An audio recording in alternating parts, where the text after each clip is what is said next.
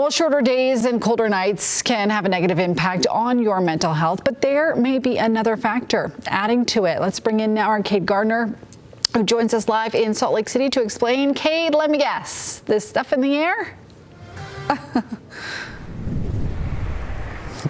Yeah, Lindsay, you're exactly right. It's the inversion. Now I'm standing just above the Salt Lake City Cemetery. Behind me, you can probably see some of that inversion along the horizon. Now, it's not as bad as some of what we've seen recently, but Utah State University Extension says that it could be impacting people's mental health, and they offer some tips to help.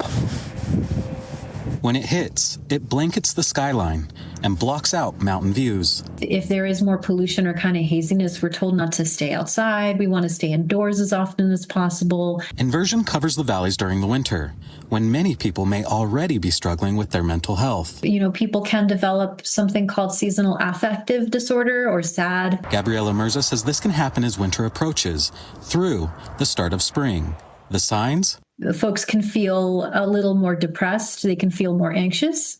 They might feel a little more lethargic. So sometimes people say that in the wintertime, they just feel like they just want to sit on their couch and hibernate all winter because they just don't have energy for anything. USU says 2 in 5 people report a decline in their mood during the winter, and about 10% of Utahns experience SAD, both of which can be amplified by environmental factors, like inversions. And they kind of block some of the sunlight. And on really bad days, when pollution levels are high, that can all impact just how active we can be outdoors. All of this. That can all kind of snowball into this impact that can take a toll on people's mental health. So what can a person do? I think just planning ahead can help a little bit, whether it's masks, whether it's updating kind of your systems at home to kind of filter air better, whether it's staying indoors and having activities that you can do inside. She says there are resources out there too.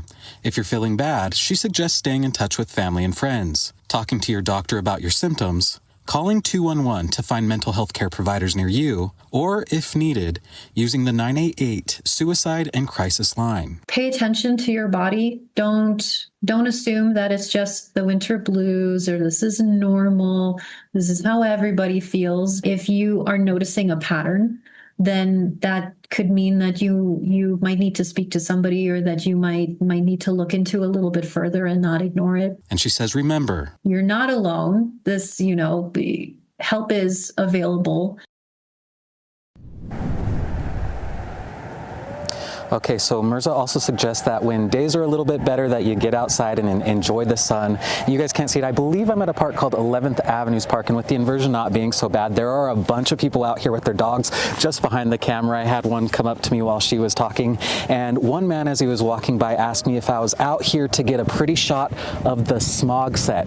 He then laughed, so it's good to see that people are out enjoying the sun, and they're trying to have a sense of humor while the weather isn't so ideal. Live in Salt Lake City, Kate Gardner. Back to you, Lindsay.